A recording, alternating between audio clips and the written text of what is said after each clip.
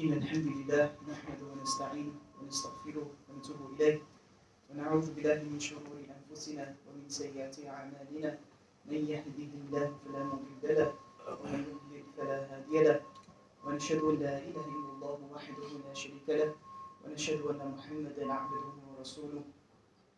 أعوذ بالله من الشيطان الرجيم. يا أيها الذين آمنوا اتقوا الله حق تقاته ولا تموتن إلا وأنتم مسلمون. صدق الله العظيم.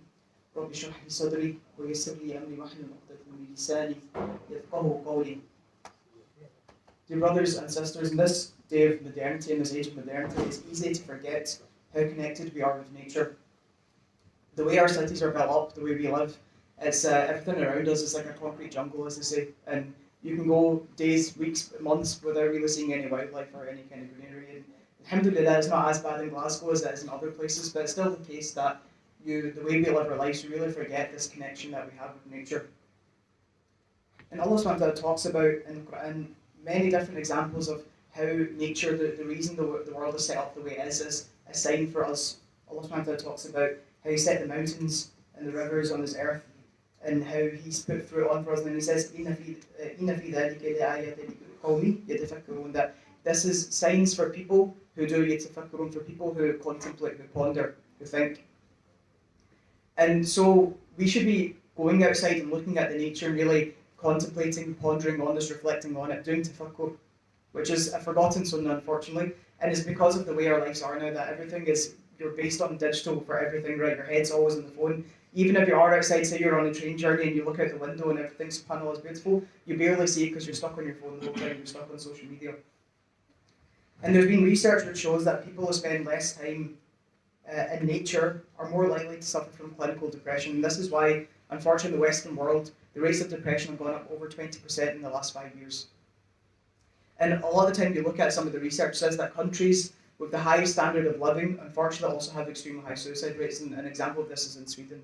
And so again, when people are spending less time with nature, connected to nature, which is part of our fitrah, as part of our essence as a being, right, as a human being, is to be connected with nature. But when we neglect that, when we take ourselves out of that, then unfortunately things like clinical depression are on the rise as a result of this.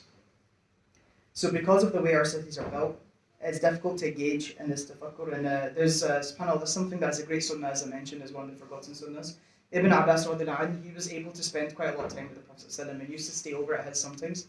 And he narrates about how the Prophet ﷺ would engage in his night worship, right, in his qiyam al-layl. Now, what's the first thing he would do? It wasn't to brush his teeth, it wasn't to do wudu, it wasn't to start the prayer. He would stand outside first and gaze at the stars for a few minutes, and then he would brush his teeth, do his wudu, and start his prayer. And this is something he would do every single night for qiyam al-layl. And so this shows you the importance, right? And so we're saying, Allah subhanahu wa ta'ala says, these are ayat, these are signs for us. And so even that's a way to find God, to find Allah subhanahu wa ta'ala, is by looking at nature, looking at the world around you, and doing this, engaging in this tafakkur, in this pondering. And there's a great Sahabi, Abu Darda, who's really known for his piety. And somebody asked his wife once that what was the greatest act of worship that your husband did? And it wasn't to read Quran, it wasn't to hijjah, it wasn't to siyam. It was, she said, the greatest act of worship he did was tafakkur, was this pondering, was this to go out in nature, look at the mountains around you, look at the trees around you, look at the other animals. And like I said, we are part of this ecosystem, right? We are very much enshrined in nature, we're connected to it. And unfortunately, because of things like light pollution, etc., we're not able to really gaze on the stars the way that the people did at the time of the Prophet ﷺ. But look at in the Quran, so many times Allah SWT swears by the creation around you, right? Wal najm, wal fajr, wal duha, all these things, right? He's swearing by the sun, the stars, etc. And even if you look at our connection with other animals, and so often, unfortunately nowadays, because of our great demand of things, animals are treated really poorly. And I'll go into more detail of that, inshallah. But there's a great sunnah, there's a great time with the Prophet ﷺ. Once he was walking with an army and they were marching, and he changed the whole route for the whole army. And so people asked, why did you do that? He said there was a dog giving birth. And so in order to not disturb that dog giving birth, they went a whole different route. And there's another example as a previous prophet that is mentioned, that he was bitten by an ant. And so he told his people that destroy this whole colony of ants because they're dangerous animals. And Allah subhanahu wa ta'ala said, are you going to destroy a whole ummah, a whole group of people because of the act of one person? And subhanAllah, on a side note, we should also remember this, that we do not judge a whole group of people based on the actions of a few. And as Muslims, we hate it when people do this to us. We shouldn't do it, reciprocate that. We shouldn't do that back to other people. And there's a time once when Prophet walked by some Sahaba, and they were sat on their horses just having a conversation. They weren't moving. And so the Prophet said to them that, have some respect for the horses you're sitting on. And he said that these horses you're sitting on, they engage in more dhikr of Allah subhanahu wa ta'ala than you do. Is that they're more pious than you. And so again, look at the way we should treat other animals. And so like I said, we're part of this ecosystem, right? We can't just keep separating ourselves from it and thinking that we're not part of this, right? Everything we do affects other animals, affects other forms of nature, etc. And so we're taught to be in harmony with nature. And one thing is when we live our lives, we should always try to live it through this lens of mizan, which is balance. And so when we do things, how does it affect other things going on around us? Now, when we do things out of balance, the consequence of this is really chaos, and that's what we're having now today, where people have a climate anxiety, right, where they're worried. And subhanAllah, I saw on the news today that there are fears of drought in England and Wales. And why is this happening? Why is climate change happening? It's because of our actions, because of how excessive we've become, how demanding we've become as human beings, and we're neglecting this idea that we are very much part of nature. And of course, something I'll reflect on a bit more is this idea of khilafah, which I'll get onto inshallah. And so Allah subhanahu wa ta'ala says, La tusrifu, that do not be excessive. And subhanAllah, one example of this is when we eat. Alhamdulillah, we talk about Ramadan as this great time for Muslims to really showcase their discipline, to really build this discipline. And then you come for the masjid for iftar, you should see how much food gets thrown away at the end. Because people, they've been fasting all day, they go get their plates, they shove in a ton of food, they eat a few bites and they throw the rest away. Right? Allah subhanahu wa ta'ala says, La tusrifu, do not be excessive. So how many of us are excessive when it comes to how much we eat or how much we buy? You need to have the latest phone every single year, you need to be changing your car every year because you need to keep up with everyone around you need to keep up this appearance. And so you're excessively just chasing the dunya more and more and more. Allah subhanahu wa ta'ala says, Alhaakumut takathur hatta zurtumul maqabir, that they stay entertained by this, they stay distracted by this and this chasing of the dunya all the way hatta zurtumul maqabir, all the way until they go to their grave. And we need to think that surely there's more purpose to our lives in this dunya, that Allah subhanahu wa ta'ala hasn't just created us to be consumers, which is unfortunately the way we're programmed to be these days, is for us to consume as much as possible, for us to generate as much income as possible to boost the economy. And we need to realise we're more than that. And one thing is when Allah subhanahu wa ta'ala talks about this ayat that He's made for us, right, everything around us, the trees, the stars, the rivers, etc. One thing is that we're asked then, are you not grateful for it? Have some shukr about the world Allah subhanahu wa ta'ala has given you. And so when we have this talk, you have these billionaires saying, oh, we're going to send space missions to Mars, and it's okay, we've destroyed this planet, we'll move to Mars. This just shows you how little gratitude human beings have. Can you imagine a kid who, you give them a toy, they break it, and say, I don't care, I've got 1,000 other toys? You think, all right, look how ungrateful you are. And this is how us as human beings now are thinking, that it's okay, even though we've been given this planet, destroy it, we'll move to another one, and we'll destroy that one at some point as well. And so no, we have a purpose, we have a responsibility on this dunya. And this, like I said, all ties in with this idea of khilafah. So Allah subhanahu wa ta'ala says, Inni ja'ilu fil ardi khalifa, that I'm putting a representative on this planet. And so we are representatives for Allah subhanahu wa ta'ala. We're made as managers, as stewards of this planet. And so what does that involve? It involves looking after it. It involves cultivating. It doesn't involve that your life while you're on this planet is to take, consume as much as possible, destroy the planet as much as possible in the little time you have here, and then leave. That's not our purpose as khulafah of this world. It means we all have a responsibility to protect the earth and not destroy it. And there's an ayah which I always think about when I'm kind of thinking of this topic. Allah subhanahu wa ta'ala says in Surah Al-Furqan, وَعِبَادُ الرَّحْمَنِ الَّذِينَ يَمْشُونَ عَلَى الْأَرْضِ حَوْنًا, that the ibad, the slaves of Allah, they walk upon the earth gently. They don't leave a mark. And so for us, let's say our lifespan, what's the average life of a person in the UK? Around 80 years. In that 80 years, you don't leave a mark where you've destroyed the earth. You don't leave a huge carbon footprint. So we're talking about the footprints in this ayah in the Quran, subhanAllah, that's now something that we're often told to think about as our carbon footprint. It's not that you leave the biggest footprint you can as you're on earth, it's that you leave it as though you were a traveller this whole time, as though you've not really taken anything from it. If anything, you've built upon the earth. And so there's so many narrations where we're told, plant, cultivate, look after the earth. And there's it mentions that when a person who really is a khalifa, who really embodies this idea of being a khalifa, when he passes away, the earth cries for him, because this was someone who looked after the earth. And some other scholars, when they looked at this, they said, well, when a person who really was not grateful, who took advantage of the earth, when they pass away, the earth will breathe a sigh of relief that thank God that person who was destroying me is gone. And so again, which one do we want to be out of this? And again, as Muslimun, don't think that your environmental activism is not ibadah, it's something separate from the faith. Because we're told within the Quran and Sunnah that we're caretakers of this earth, that we're khulafa of the earth. And so we need to, and like I said, as much as possible in our short time on this earth, is to cultivate. And you need to continue this in every single opportunity you have. It never ends, this idea of being a khalifa.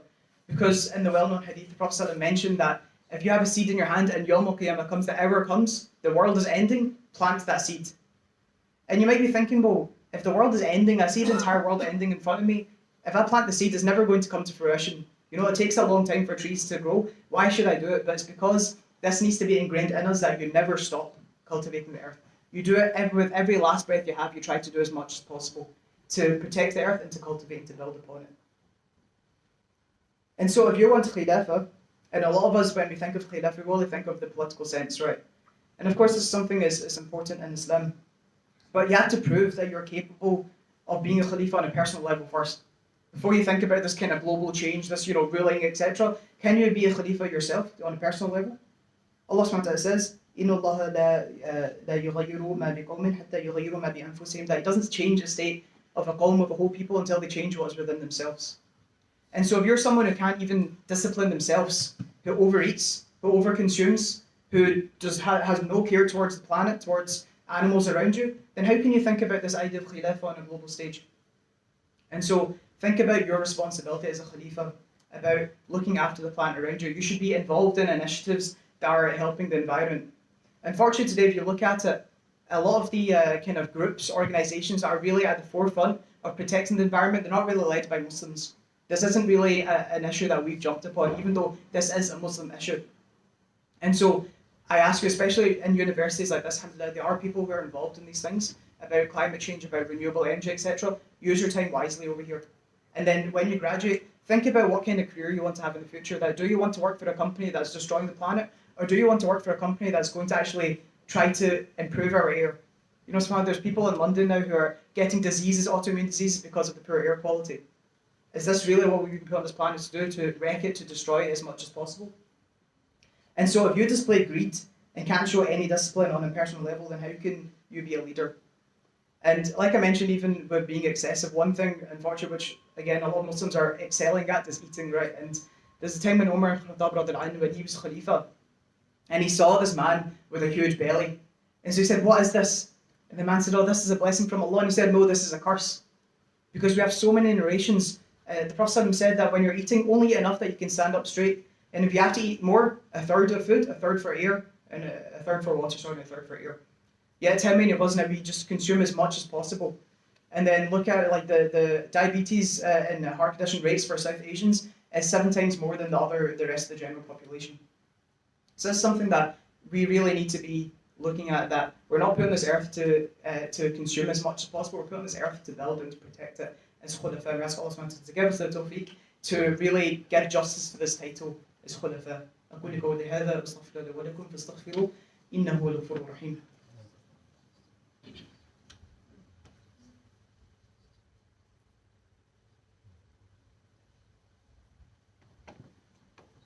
بسم الله الحمد لله والصلاة والسلام على رسول الله. قال الله تعالى في كتابه الكريم إن الله وملائكته يصلون على النبي يا أيها الذين آمنوا صلوا عليه وسلموا تسليما. اللهم صل على محمد وعلى آل محمد كما صليت على إبراهيم وعلى آل إبراهيم إنك حميد مجيد وبارك على محمد وعلى آل محمد كما باركت على إبراهيم وعلى آل إبراهيم في العالمين إنك حميد مجيد. Lastly, I just want to talk about a bit more about this idea of Khilafah, because it's not just about environmental aspects, but it goes beyond that. And so when I was thinking of examples, I was thinking within the university, right? The university has an officer who's in charge of student welfare. And so their responsibility is to ensure that all students, it doesn't matter what race they are, doesn't matter what religion they are, is that they're in charge of ensuring the welfare of different students. And so as Khulafa, we're Khulafa of the Ard, not just of the Ummah, not just of the Muslimun. And so as Khulafa, our responsibility is the welfare of everyone around us. And as Muslims, People should be celebrating when Muslims come around them because we're meant to be healers for the people around us. And great examples of this can be seen in the Khilafah of Umar ibn Khattab radiallahu anh, because he was Khalifa for 10 years. He showed a really good example of what is an Islamic state. And so one time he was walking by and he sees an old Christian man who's begging.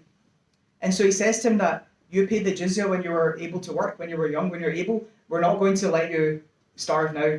And so he started paying a pension towards non-Muslims as well.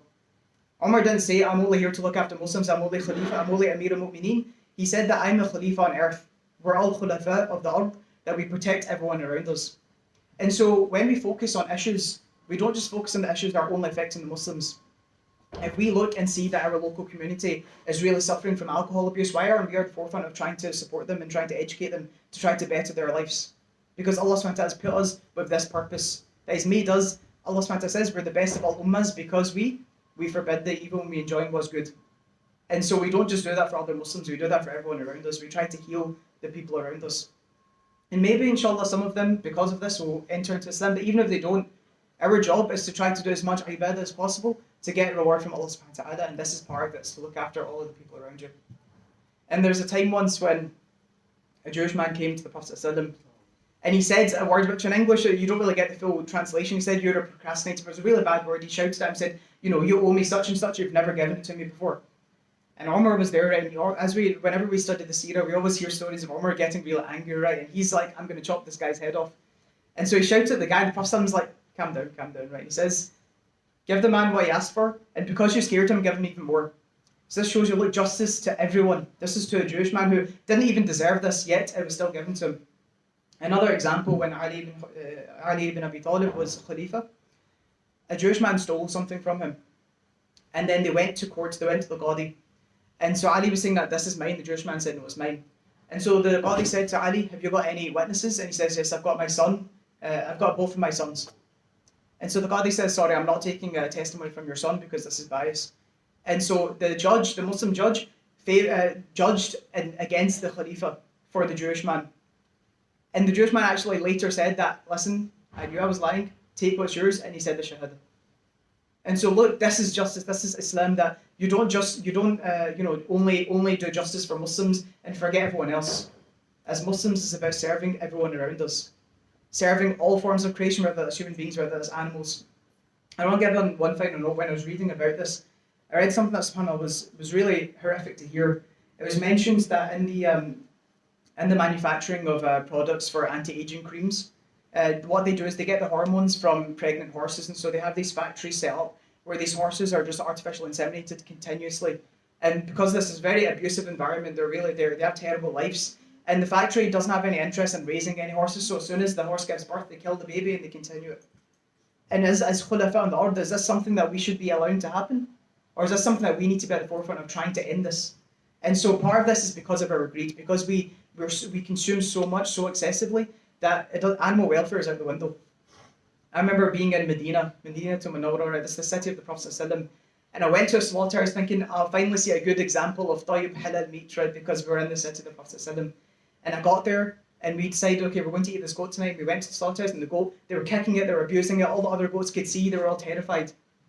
Again, do you think that this is what the Prophet ﷺ would have been doing in his lifetime? When we're told he moved an entire army just to not disturb a dog that was giving birth. And so remember, as khulafa, we're khulafa for all creation around us. We should be at the forefront of trying to protect animals, of trying to protect nature around us, trying to protect other people. And like I said, we ask Allah subhanahu wa ta'ala to give us the tawfiq to really step up to this challenge, this responsibility, this title given to us. اللهم صل على محمد وعلى آل محمد كما صليت على إبراهيم وعلى آل إبراهيم إنك حميد مجيد وبارك على محمد وعلى آل محمد كما باركت على إبراهيم وعلى آل إبراهيم في العالمين إنك حميد مجيد ربنا آتنا في الدنيا حسنة وفي الآخرة حسنة وقنا عذاب النار ربنا لا تزغ قلوبنا بعد إذ هديتنا وهب لنا من لدنك رحمة إنك أنت الوهاب يا مقلب القلوب ثبت قلوبنا على دينك اللهم أعز الإسلام والمسلمين وذل الشرك والمشركين اللهم افرغ علينا صبرا وثبت قدامنا وانصرنا على القوم الكافرين وصلى الله على نبينا وحبيبنا محمد وعلى آله وصحبه أجمعين أقيموا الصلاة